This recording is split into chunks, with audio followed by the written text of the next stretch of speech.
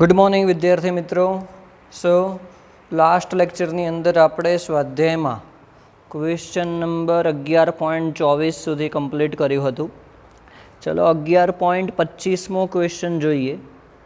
તો ક્વેશ્ચન શું કહે છે કે વિલિયમસન સંશ્લેષણની અંદર તેની લિમિટેશન કઈ છે કે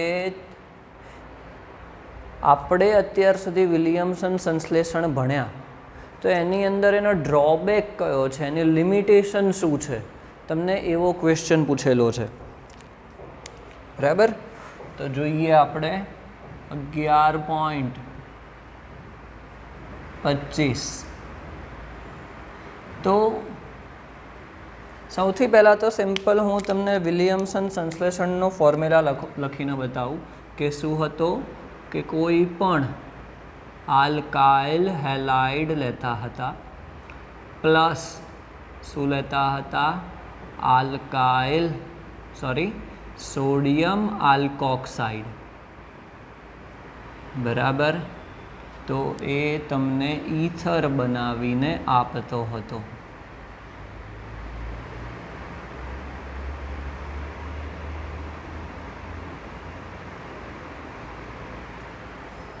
ओके, तो याद करो कि આપણે જે આલ્કાઇલ હેલાઇડ લેતા હતા કે દ્વિતીયક કે તૃતીયક નહોતા લઈ શકતા, બરાબર। તો એનો મતલબ એ થયો કે વિલિયમસન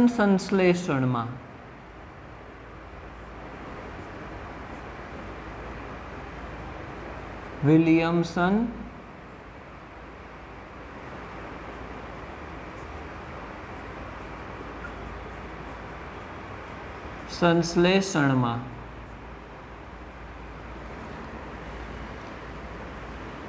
દ્વિતીયક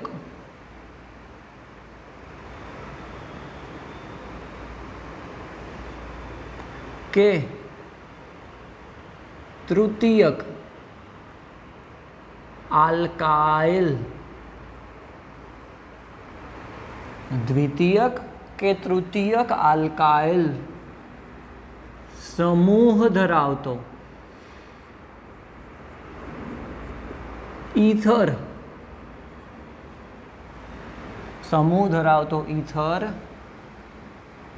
યોગ્ય પ્રમાણમાં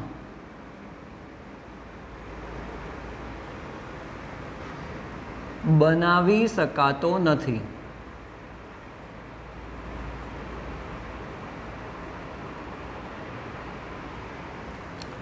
બરાબર। કે દ્વિતીયક અથવા તો તૃતીયક આલ્કાઇલ સમૂહ ધરાવતો। ફોર એક્ઝામ્પલ,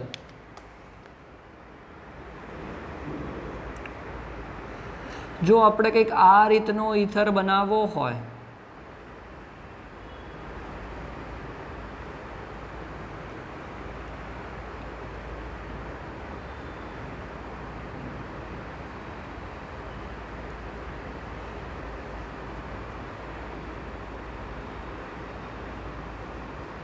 કે જેની અંદર જો કે ઈથરની બંને બાજુ શું જોડાયેલું છે, દ્વિતીયક આલ્કાઇલ ગ્રુપ અથવા તો પછી તૃતીયક આલ્કાઇલ ગ્રુપ જોડાયેલો હોય, આ ઈથર છે એ વિલિયમસન સંશ્લેષણ દ્વારા બનાવી શકાતો નથી।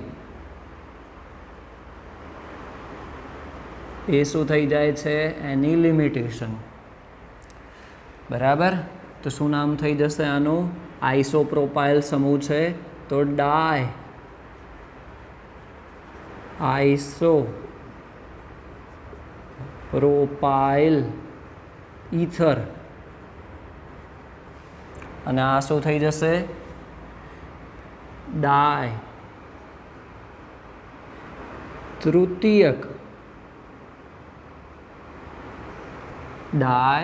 તૃતીયક આલ્કાઇલ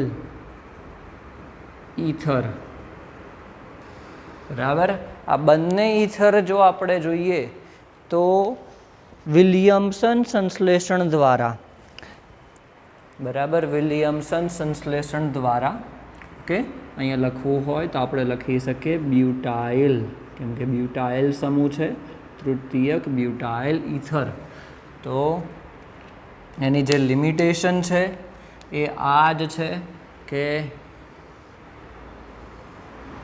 આવા પ્રકારના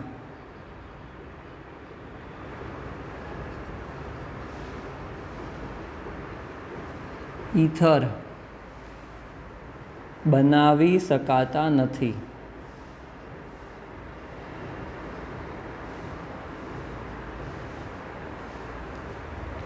ઓકે, ચલો તો 11.25 નંબરનો ક્વેશ્ચન તમારો અહીંયા પૂરો થયો.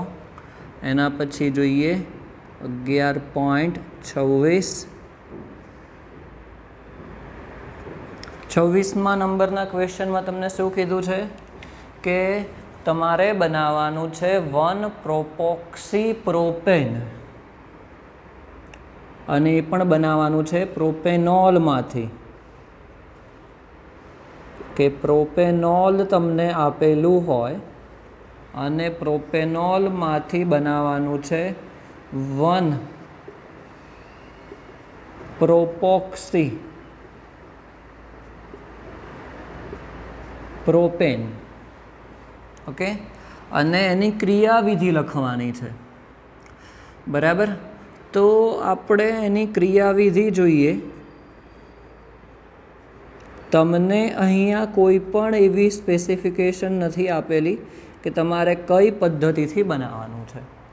તમે ધારો તો આલ્કોહોલના નિર્જલીકરણ દ્વારા પણ બનાવી શકો છો અને વિલિયમસન સંશ્લેષણ દ્વારા પણ બનાવી શકો છો. હવે ગ્રુપ અહીંયા એવું છે તો વિલિયમસન સંશ્લેષણ દ્વારા પણ બની શકશે, એકદમ સિમ્પલ. બરાબર, તો જો આપણે પ્રોપેનોલ લઈએ, CH3 CH2 CH2 OH, તો સૌ પ્રથમ તો મારે શું જોઈશે? આલ્કોક્સાઇડ જોઈશે. તો હું એની સોડિયમ ધાતુ સાથે પ્રક્રિયા કરું છું તો શું મળશે? CH3 CH2 CH2 O એને મળશે અને શું થશે? H+ ઉત્પન્ન થશે. શું મળ્યું? આ સોડિયમ પ્રોપોક્સાઇડ. સોડિયમ પ્રોપોક્સાઇડ. હવે આ સોડિયમ પ્રોપોક્સાઇડની પ્રક્રિયા આલ્કાઇલ હેલાઇડ સાથે, તો સૌથી સિમ્પલ આલ્કાઇલ હેલાઇડ આપણે આયોડાઇડ લઈએ કે જે સરળતાથી બંધ તૂટી શકે. તો શું થશે કે અહીંયા ઓક્સિજન સોડિયમનો બંધ તૂટશે, કાર્બન આયોડિનનો બંધ તૂટશે. બરાબર, સોડિયમ આયોડાઇડ છૂટું પડશે અને તમને શું મળી જશે? One propoxy propane. CH3 CH2 CH2O CH2 CH2 CH3 one propoxy propane. Okay, simple પ્રક્રિયા હતી એકદમ. બરાબર, ચલો એના પછીનો ક્વેશ્ચન આપણે જોઈએ. એના પછીનો ક્વેશ્ચન શું છે કે તમારે ઈથરની બનાવટ કરવાની છે. બરાબર, સ્પેસિફિકલી તમને શું કીધું છે? Question number 11.27. એસિડ નિર્જલીકરણ દ્વારા દ્વિતીયક અને તૃતીયક આલ્કોહોલ એના માટે યોગ્ય નથી. જે આપણે પ્રક્રિયા જોઈ હતી ઈથરની બનાવટ, એની અંદર કે એસિડ નિર્જલીકરણ પ્રક્રિયા, પહેલી જ આપણે નિર્જલીકરણ પ્રક્રિયા જોઈ હતી, તો એ એના માટે યોગ્ય નથી. કોના માટે? દ્વિતીયક અને તૃતીયક આલ્કોહોલ માટે. બરાબર, તમને એવું કહે છે કે 11.27મો ક્વેશ્ચન કે તમને દ્વિતીયક આલ્કોહોલ આપેલો હોય અથવા તો પછી તૃતીયક આલ્કોહોલ આપેલો હોય, હવે જો એની નિર્જલીકરણ પ્રક્રિયા કરીએ, કોની હાજરીમાં? એસિડની હાજરીમાં. ઓકે, તો એનાથી ઈથર બનતો નથી. બરાબર જ છે, ના જ બને. આપણને ખબર છે યોગ્ય કેમ નથી, કારણ કે એનાથી તો આલ્કીન બને છે. કારણ કે આપણે અહીંયા એકદમ સિમ્પલ એક જ વાક્યમાં જવાબ લખીએ, કારણ કે દ્વિતીયક અને તૃતીયક આલ્કોહોલ નું એસિડ ની હાજરીમાં નિર્જલીકરણ કરતા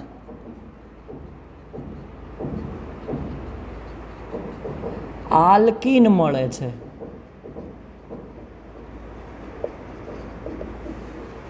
બરાબર, આલ્કીન મળે છે, ઈથર ના જ મળે. આપણે જોઈ ગયા છીએ દ્વિતીયક આલ્કોહોલનું નિર્જલીકરણ પ્રક્રિયા, કે જેની અંદર દ્વિતીયક અને તૃતીયક તો સરળતાથી આલ્કીનમાં રૂપાંતરણ થશે, કારણ કે કાર્બોકેટાયનની સ્થાયીયતા એની અંદર આવી જશે. બરાબર, તો તમને ઈથર મળશે જ નહીં. ઓકે, ક્વેશ્ચન એકદમ સિમ્પલ હતો. એના પછીનો ક્વેશ્ચન જોઈએ, 11.28. ક્વેશ્ચન શું કહે છે? તમારે ઇક્વેશન લખવાના છે. બરાબર, તમને આપેલા છે ઈથર અને એની હાઇડ્રોજન હેલાઇડ સાથેની પ્રક્રિયા તમારે કરવાની છે. બરાબર, ક્વેશ્ચનમાં તમને શું આપેલા છે? ઈથર તમને આપેલા છે કે અને એની પ્રક્રિયા કોની સાથે કરવાની છે? હાઇડ્રોજન હેલાઇડ સાથેની.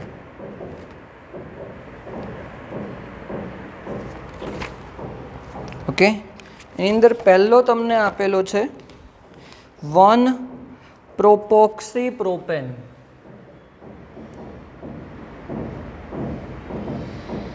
ફોર્મ્યુલા જ હું ડાયરેક્ટ લખું છું, CH3 CH2 CH2O CH2 CH2 CH3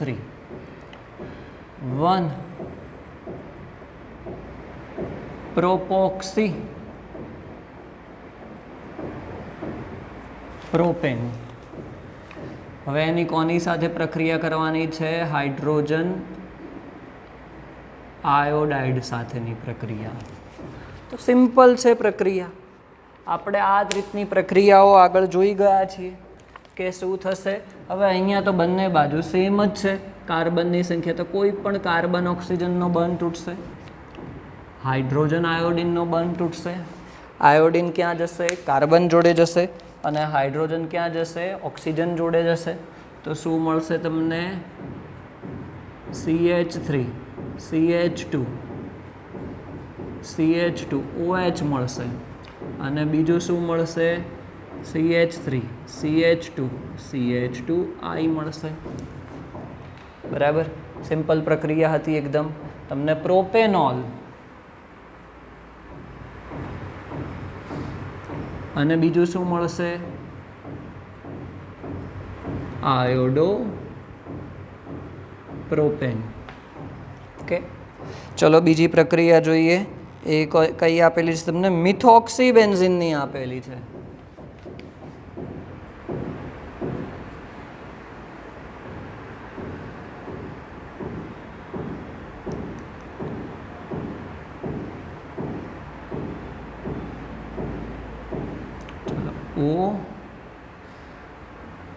OCH3 બરાબર, HI સાથેની પ્રક્રિયા. સિમ્પલ. શું મળશે તમને? ફિનોલ મળશે.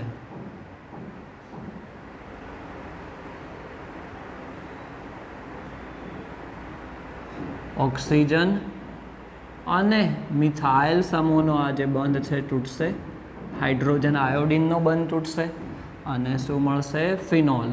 બીજું મળશે મિથાઇલ આયોડાઇડ અથવા તો iodo methane. Methoxy benzene, phenol મળશે અને આયોડો મિથેન મળશે. બરાબર, સિમ્પલ પ્રક્રિયા હતી. ત્રીજી પ્રક્રિયા જોઈએ, એ છે બેન્ઝાઇલ ઇથાઇલ ઈથર. એટલે કે ઓક્સિજનની એક બાજુ બેન્ઝાઇલ ગ્રુપ છે. બેન્ઝાઇલ ગ્રુપ એટલે તમને ખબર પડવી જોઈએ કે બેન્ઝીન નથી એકલો, એને તો ફિનાઇલ કહેવામાં આવે એકલો બેન્ઝીન હોય તો, પરંતુ બેન્ઝાઇલ ગ્રુપ એટલે બેન્ઝીન ઉપર CH2 જોડાયેલો હોય, આ બેન્ઝાઇલ ગ્રુપ કહેવાય. બેન્ઝાઇલ ક્લોરાઇડ તો Cl મૂકી દો તો બેન્ઝાઇલ ક્લોરાઇડ થઈ જાય, OH મૂકી દો તો બેન્ઝાઇલ આલ્કોહોલ થઈ જાય. તો આ બેન્ઝાઇલ ગ્રુપ છે. અને બીજું શું છે? Ethyl ether. શું કીધું છે? Benzyl ethyl ether. અને એની પ્રક્રિયા કરવાની છે હાઇડ્રોજન આયોડાઇડ સાથે. બરાબર, સમજો. બેન્ઝાઇલ સમૂહ, એને ભૂલથી તમે બેન્ઝીન ના લખી દેતા. ઓકે, એને બેન્ઝીન ના લખી દેવાય. બરાબર, તો અહીંયા કાર્બન એક જ બાજુ ઓછા થઈ, અહીંયાથી આ તૂટશે બંધ, હાયોડ HI નો આ તૂટશે, તો શું મળશે તમને? બેન્ઝાઇલ આયોડાઇડ મળશે. CH2I પ્લસ CH3 CH2OH મળશે. શું મળશે? બેન્ઝાઇલ આયોડાઇડ અને ઇથેનોલ મળશે. ઓકે, તો એક 11.28મો ક્વેશ્ચન પૂરો થયો તમારો. બરાબર, ચલો એના પછી 29મો ક્વેશ્ચન જોઈએ.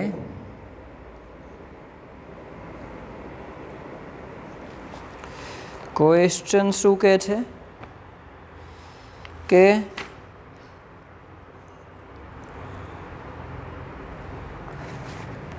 આલ્કોક્સી બેન્ઝીન આપેલું હોય, બરાબર, કે O અને R, બરાબર, એટલે કે તમને આલ્કોક્સી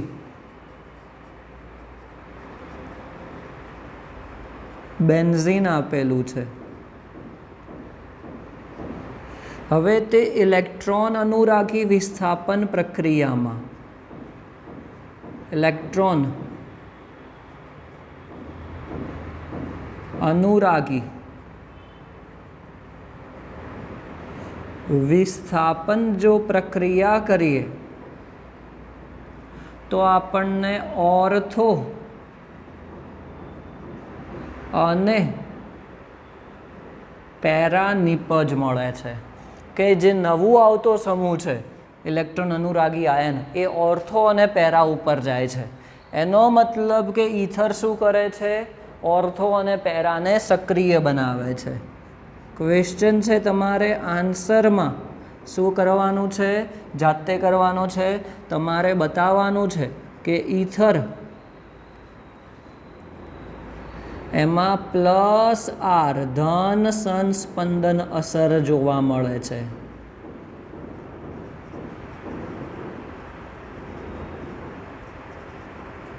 બરાબર, ધન સંસ્પંદન અસર જોવા મળે છે કે જે બેન્ઝીનના ઓર્થો અને પેરા સ્થાનને સક્રિય બનાવે છે. પેરાસ્થાનને સક્રિય બનાવે છે, એટલે કે તમારે સંસ્પંદન અસર બતાવવી પડશે.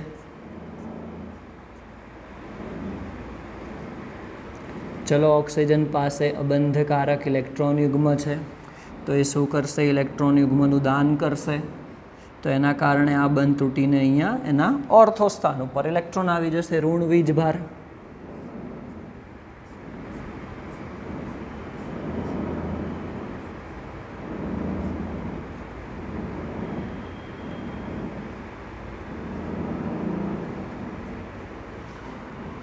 બરાબર. ચલો, એના પછીની અસર તો તમારે આ સંસ્પંદન અસર બતાવવાની છે. એના આધારે આપણે કહી શકીએ કે એના ઓર્થો અને પેરાસ્થાન કેવા થાય છે? સક્રિય થાય છે. અને ઇલેક્ટ્રોન અનુરાગી વિસ્થાપન પ્રક્રિયામાં આપણને ઓર્થો અને પેરાસ્થાન ઉપર આયન જોડાય છે. બરાબર. ક્વેશ્ચન સિમ્પલ છે, એકદમ કમ્પ્લીટ થયો. ઓકે, ચલો એના પછીનો ક્વેશ્ચન છે 11.30. એ આપણે જોઈએ. 11.30માં તમને શું કહે છે કે મિથોક્સીમિથેનની HI સાથેની પ્રક્રિયા, બરાબર, અને એની મિકેનિઝમ તમારે લખવાની છે. મિથોક્સીમિથેન 11.30 CH3O CH3 મિથોક્સી મિથેન અને એની HI સાથેની પ્રક્રિયા. ચલો, આપણને ખબર છે કે CH3I મળશે અને CH3OH મળશે. બરાબર. અહીંયાથી બંધ તૂટશે, અહીંયાથી બંધ તૂટશે અને શું મળશે? CH3I મળશે અને બીજું શું મળશે? એની અંદરથી CH3OH મળશે. ઓકે, તો એકચ્યુઅલી એકદમ સિમ્પલ પ્રક્રિયા છે. બરાબર. મિકેનિઝમ એની એકદમ સિમ્પલ છે. તો જો લખવું હોય એની ક્રિયાવિધિ હું અહીંયા લખું છું.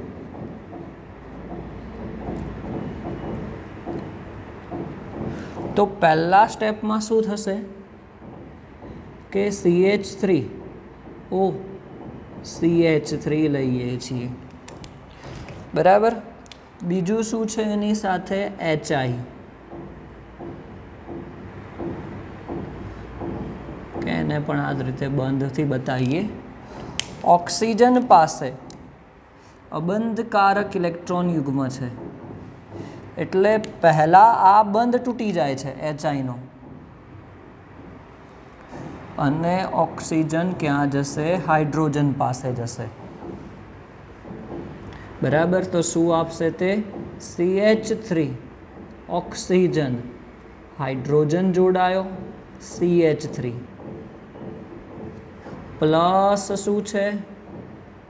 આયોડિન ઉપર કયો વીજભાર આવશે? -1 આવશે, કેમ કે વિદ્યુત ઋણતા તેની વધારે છે. અહીંયા ઓક્સિજન ઉપર ધન વીજભાર આવશે.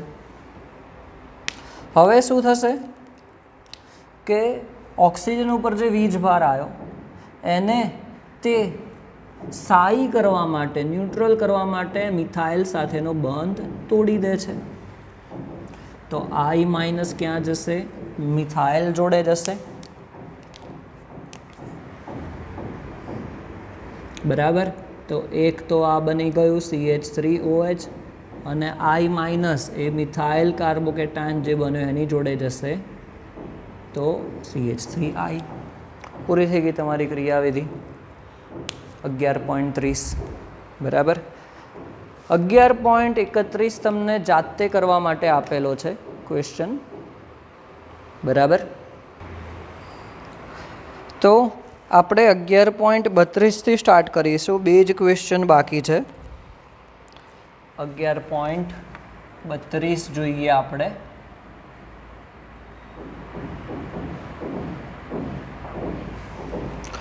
ક્વેશ્ચન શું કહે છે તમને કે તમને આલ્કોહોલ આપી દીધા છે અને એના માટે યોગ્ય આલ્કીન જોઈએ છે, કે નીચે આપેલા આલ્કોહોલ શેમાંથી બનાવી શકાય છે? યોગ્ય આલ્કીનમાંથી. કયા યોગ્ય આલ્કીનમાંથી બનાવી શકાય છે? બરાબર, એવો ક્વેશ્ચન છે. તો સૌથી પહેલાં તો આપણે જોઈએ કે આલ્કીન અને આલ્કોહોલ વચ્ચે એક બહુ સારો સંબંધ છે. એકબીજામાં ઇન્ટરકન્વર્ટેબલ એ ઇઝીલી થઈ શકે છે કે તમને જો આલ્કીન આપેલું હોય, બરાબર, આપણે લઈએ છીએ આલ્કીન,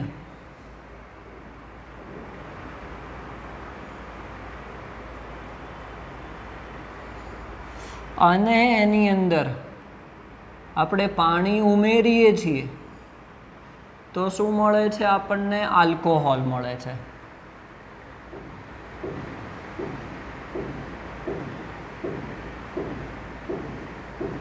બરાબર, અને એ જ આલ્કોહોલનું નિર્જલીકરણ કરીએ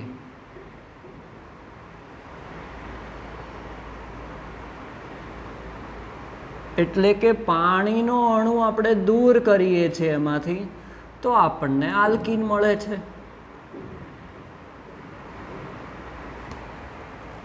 એનું એક સિમ્પલ એક્ઝામ્પલ પણ લઈએ કે ધારો કે CH2 ડબલ બંધ CH2 ઇથિન લઈએ છીએ પ્લસ એની અંદર પાણી ઉમેરીએ છીએ કે એસિડની હાજરીમાં, કે તો તમને આલ્કોહોલ મળશે, ઇથેનોલ. શું મળે છે? ઇથેનોલ મળે છે. અને હવે આ જ ઇથેનોલને આપણે નિર્જલીકરણ કરીએ. આ જ ઇથેનોલનું શું કરીએ? નિર્જલીકરણ. H2O દૂર કરીએ તો તમને ફરીથી શું મળે છે? એ જ આલ્કીન મળે છે, ઇથિન મળે છે. એનો મતલબ શું થયો કે આલ્કીન આપણે આલ્કોહોલ માટે શોધવું હોય તો એનું નિર્જલીકરણ કરીને શોધી શકીએ. તમને ક્વેશ્ચન એવો પૂછેલો છે કે તમને આલ્કોહોલ આપેલો હોય. ચલો પહેલો ક્વેશ્ચન જોઈએ અને આને સમજીએ કે તમને આવો ક્વેશ્ચન પૂછેલો છે, એની અંદર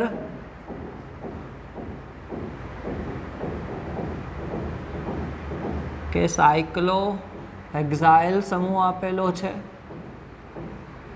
એમાં તમને આ OH કીધેલું છે અને અહીંયા આ મિથાઇલ કીધેલું છે.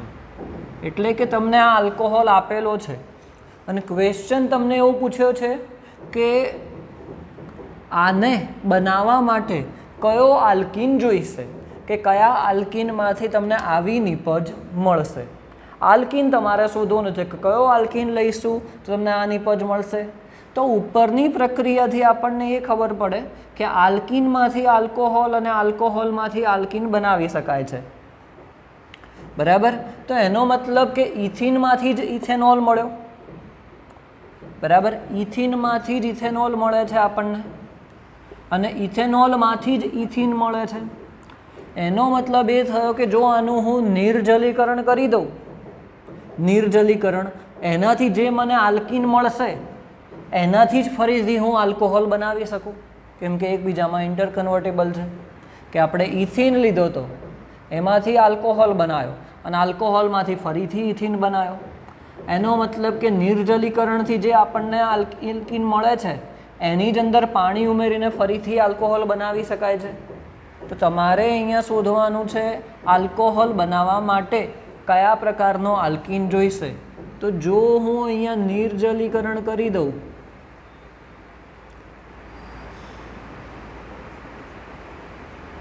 આનું હું નિર્જલીકરણ કરું છું, નિર્જલીકરણથી શું થશે? H2O દૂર થશે. એના માટે કયો નિયમ લાગુ પડશે? સેટઝેફનો નિયમ, કે આલ્ફા કાર્બન આ બીટા કાર્બન થઈ જશે, આ પણ બીટા કાર્બન થઈ જશે અને અહીંયા ત્રીજો મિથાઇલ કાર્બન છે એ પણ બીટા, પરંતુ વધુ આલ્કાઇલ ધરાવતી નિપજ મળે. બરાબર. તો નિર્જલીકરણથી શું થશે કે ચલો અહીંયા બીટામાંથી હાઇડ્રોજન દૂર થયો તો દ્વિબંધ આવી જશે બંને ઉપર અને શું થશે અહીંયા CH3. તો આ જે આપણને આલ્કીન મળ્યો, આ જ આલ્કીનની અંદર જો પાણી ઉમેરીશું તો આપણને આલ્કોહોલ મળી જશે.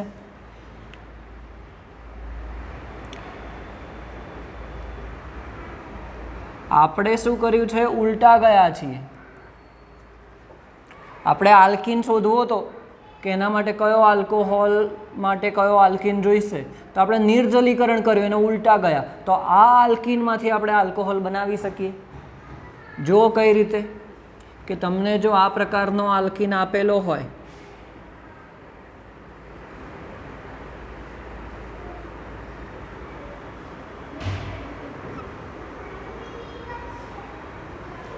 તો એની અંદર આપણે પાણી ઉમેરીએ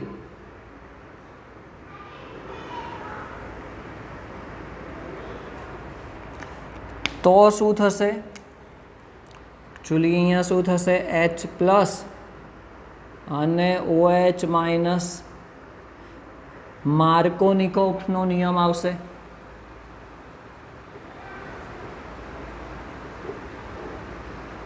માર્કોનિકોવનો નિયમ. તો શું થશે, હાઇડ્રોજન ક્યાં જશે, વધુ હાઇડ્રોજન ધરાવતા કાર્બન પાસે, અને OH ક્યાં જશે, ઓછા હાઇડ્રોજન ધરાવતા કાર્બન પાસે. બરાબર.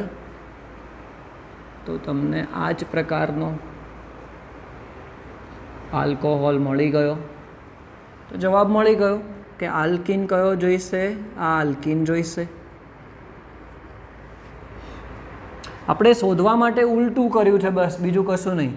એના માટે મેં તમને સમજાવ્યું પણ ખરું કે આલ્કીનમાંથી આલ્કોહોલ, આલ્કોહોલમાંથી આલ્કીન આપણે બનાવી શકીએ છીએ. તો આ જ આલ્કીનની મદદથી આલ્કોહોલ આ બનાવી શકાય છે. બરાબર. ક્વેશ્ચન થોડો તમને અટપટો લાગશે પણ આને સરખી રીતે તમે જોજો. ઓકે. તો હવે બીજો, ત્રીજો અને ચોથો ક્વેશ્ચન જે છે એ જાતે સોલ્વ કરવા માટે ટ્રાય કરજો. કે શું કરો કે જે પણ તમને આલ્કોહોલ આપેલું છે એનું નિર્જલીકરણ કરી દો. એના નિર્જલીકરણથી જે પણ તમને આલ્કીન મળશે એ આલ્કીનની મદદથી આપણે આલ્કોહોલ બનાવી શકીશું. બરાબર. એ આલ્કીનની મદદથી આપણે આલ્કોહોલ બનાવી શકીશું. ઓકે. ચલો. અને આપણા ચેપ્ટરનો હવે લાસ્ટ ક્વેશ્ચન છે.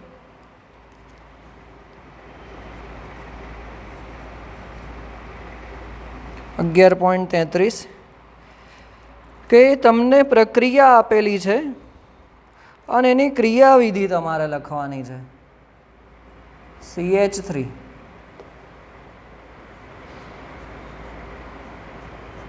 CH CH3 CH OH CH3 plus HBr.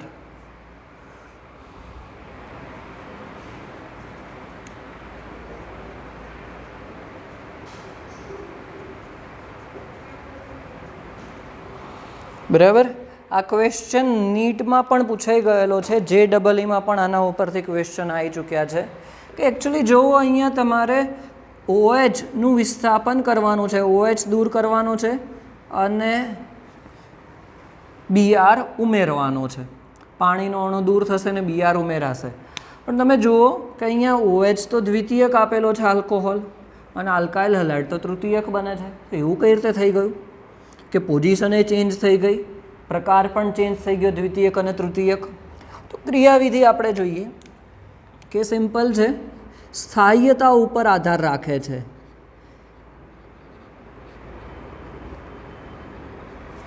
તો સૌ પ્રથમ શું થશે કે સંયોજનમાંથી OH સમૂહ દૂર થાય છે.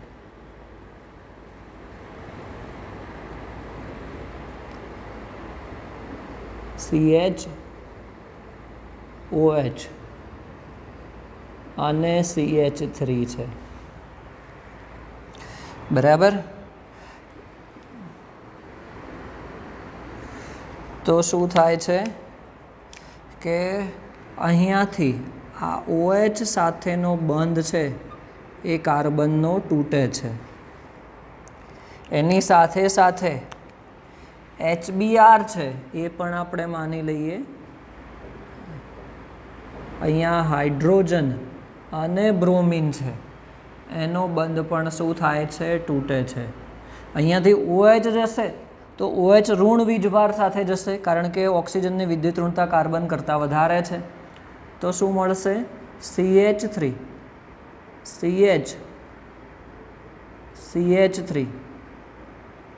CH ધન વીજભાર આવશે અને CH3, બરાબર.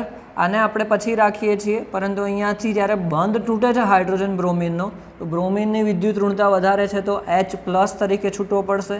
તો H પ્લસ અને OH માઇનસ તો શું બનાવી દે છે? માઇનસ H2O બનાવી દે છે. તો બાકી શું વધ્યું છે? Br માઇનસ વધ્યું છે. હવે Br માઇનસ અહીંયા જોડાય એ પહેલાં તો આનું પુનઃરચના થઈ જાય છે. પુનઃરચના કેમ થાય છે એ આપણે સમજીએ. તો જુઓ, આ કાર્બોકેટાયન કયો છે? દ્વિતીયક કાર્બોકેટાયન છે.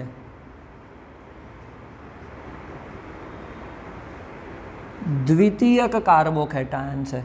હવે યાદ કરો, સ્થાયીયતા કોની વધારે હોય? દ્વિતીયક કરતાં તૃતીયકની વધારે હોય.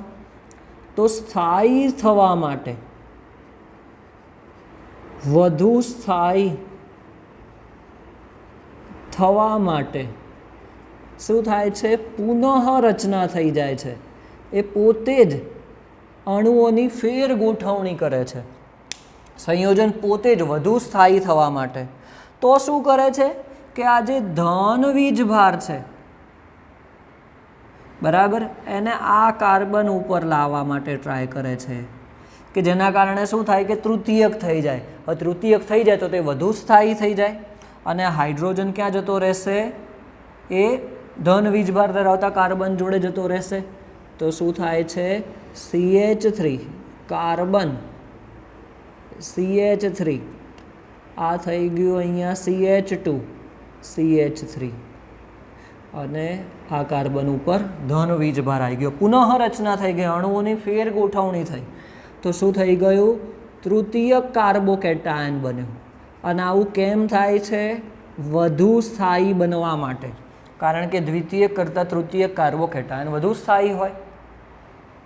ઓકે, ચલો હવે શું થશે? હવે Br માઇનસ અટેક કરશે ધન વીજભાર ઉપર, તો તમને તમારી નિપજ મળી જશે જે આપેલી છે એ.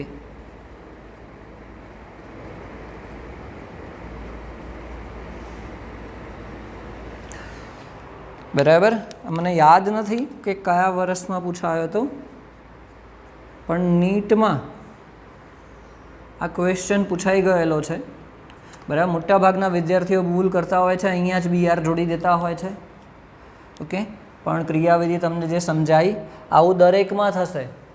જ્યારે પણ કાર્બોકેટાયન બનતો હશે તો એ પ્રાથમિક હશે તો દ્વિતીયક બનતો હશે આજુબાજુના જ કાર્બન. એવું જ હોવું જોઈએ કે પછી બહુ દૂર ના હોવું જોઈએ, એની બાજુના જ કાર્બન, જમણી બાજુ અથવા તો ડાબી બાજુ જે એ એક જ બાજુ એક વખત ખસેડી શકે ધન વીજભાર, પુનઃ ગોઠવણી કરી શકે. જો એવું થવામાં દ્વિતીયક કે તૃતીયક બનતો હશે તો એ કરી નાખશે પુનઃ ગોઠવણી. બરાબર, તો એ વસ્તુ તમારે જોવાની છે, પછી જવાબ લખવાનો છે. ઓકે, તો એની સાથે તમારું આ સ્વાધ્યાય 11મા ચેપ્ટરનું પૂર્ણ થયું. આપણું ચેપ્ટર પણ પૂર્ણ થયું. નેક્સ્ટ લેક્ચરની અંદર આપણે પોલિમર સ્ટાર્ટ કરવાના છીએ. Okay, thank you.